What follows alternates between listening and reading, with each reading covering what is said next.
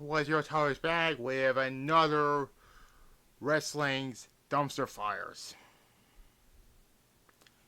And yeah, you could tell what this is. Mick Foley's running TNA. Now, Mick Foley doesn't have many, like, stupid stuff like this. Well,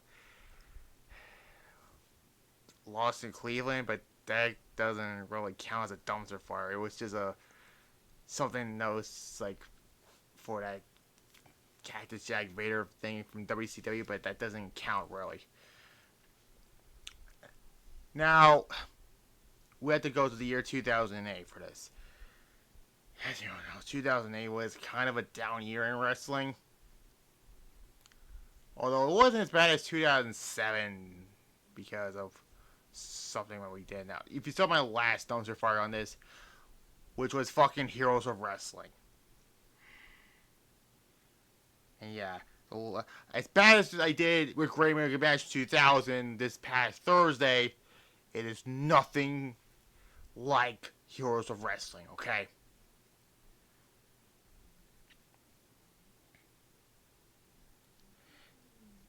Anyways, but here's this.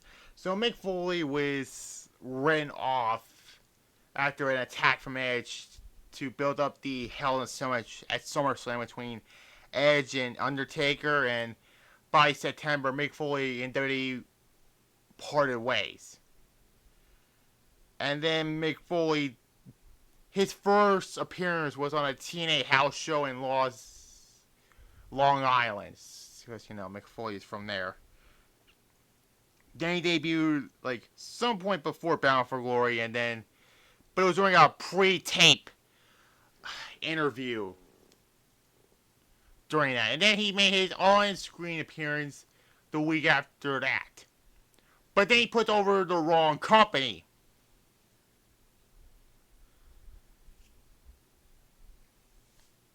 And he was the special enforcer for the Jeff Jarrett Kurt Angle match. Oh, a Wild Slapnuts appearance.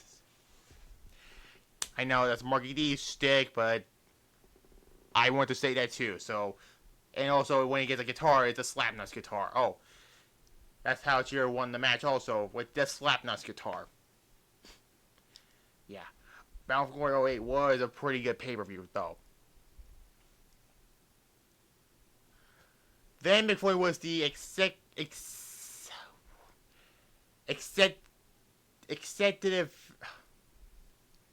Oh, Jesus Christ. He was the majority shareholder of TNA. There's that. So, there's that. He didn't have his first proper match. Yes, he had to fucking wrestle at this point. Even though this was 2009, he was way over the hill. No disrespect to Mick Foley, though. Was at Genesis 2009. Also, he was the Yes Enforcer again for Kurt Angle and Rhino at the second Final Resolution in 2008. Yes, that's the same year that had two Final Resolutions at the beginning of the year and at the end of the year. I still don't understand that. But where was I? Oh yeah, Genesis 2009, where he started wrestling, which was him, Devon, and AJ Styles, wrestling YouTuber Devon, by the way. And AJ Styles, they won their six-man tag match. That wasn't that bad of a six-man tag. I mean, the main event Mafia site was supposed to be Kevin Nash, Scott Steiner, and Booker T, but Nash had to be pulled out due to some injuries or something like that. And then Kev James was in his place. I mean, Sting had a match, Kurt Angle had a match at that show also, but why? Then he was against Enforcer again at Destination X, which I did a review and redo on that back in March before the WrestleMania reviews. That had him being the enforcer for Kurt Angle and Sting, would also gesture as the special guest referee. And that was the match that was mostly a plot device to start Sting against Mick Foley at Lockdown, where Mick Foley brings back Cactus Jack. Now, I logged on 2009. You would think Mick Foley's not winning the title. Well, Mick Foley won the world title. For what fucking reason? I mean, he hadn't... I guess Mick Foley, he hadn't had a proper world title run since 1999, but his 3 runs were like less than a week, and his last World Series title run was 24 hours, keep in mind. He was part of that Ultimate Sacrifice match at Sacrifice where his world title was on the line against Jarrett's shares in TNA, Stain's career, and Kurt Angle's spot as the leader of the Main Event Mafia. Where Sting won by pinning Kurt Angle, and he was the leader of the Main Event Mafia. And Mick Foley dropped the world title in the Kingdom Out match at Slammiversary to Kurt Angle, where that had Samoa Joe turn heel and join the Main Event Mafia. For what fucking reason?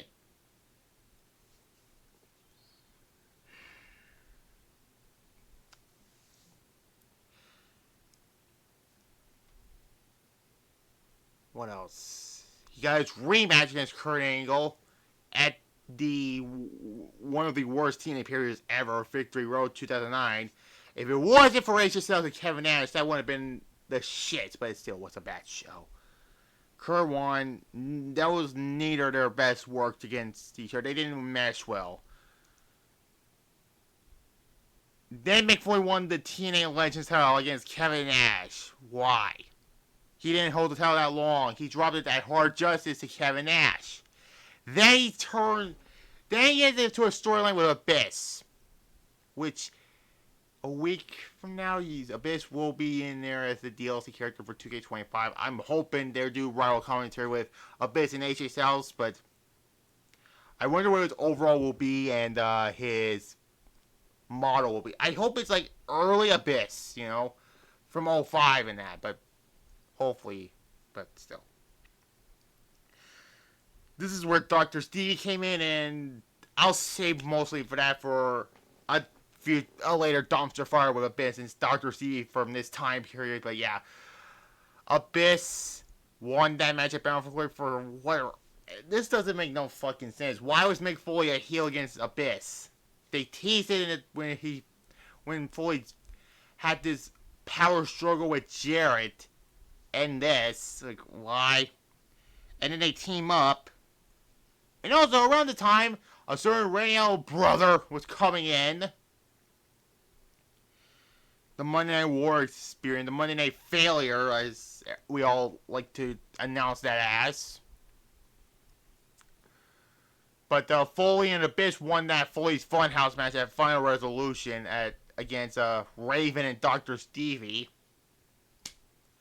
Then Foley was written off. And then they did the whole EV 2.0 thing for Hardcore Justice, which thankfully Mick Foley did not wrestle on that show. Instead, he was the referee for Raven and Tommy Dreamer for that. Then they reunite the view with him and Ric Flair. It was not pretty to look at in 2006, and it damn sure was not pretty to look at in 2010. Keep in mind, both guys were over the hill at this point, shouldn't be wrestling in 2010. But this would end up being Mick Foley's last match for 2 more years in a mainstream wrestling. His last one was Royal Rumble 2012. And, yeah. But the whole EV2A thing was still going to continue on, but without Mick Foley, and I did a dumpster fire on that as well. You can tell why 2010 was the shits. Not only in TNA, but WWE also.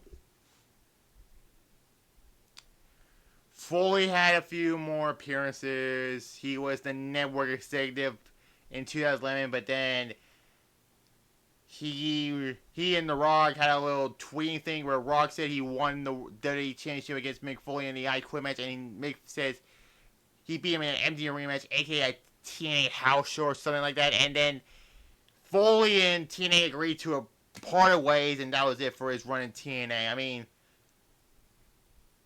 I mean, there's two issues I have about this. One, Foley should not be in the ring by 2008. And the other thing, they should not put the fucking TNA title on him. I am planning on doing the many downfalls of Baron Corbin. You know what? That's next on here. Tomorrow will be SpongeBob Revenge of the Flying Dutchman video game review. Monday will be the Raw review. Tuesday, the Fairman movie review I will do with John Cena with the Bull. And then Thursday, I'm going to say I shall subscribe to notification on that one. You will see WWF King of Reign 2000. So there's that. Like this video, comment below, subscribe to this channel here, click the notification bell, as well as my secondary channel, Tyler's Res Reviews, so you will see that review. King of Reign 2000, like I said. There. Bye-bye.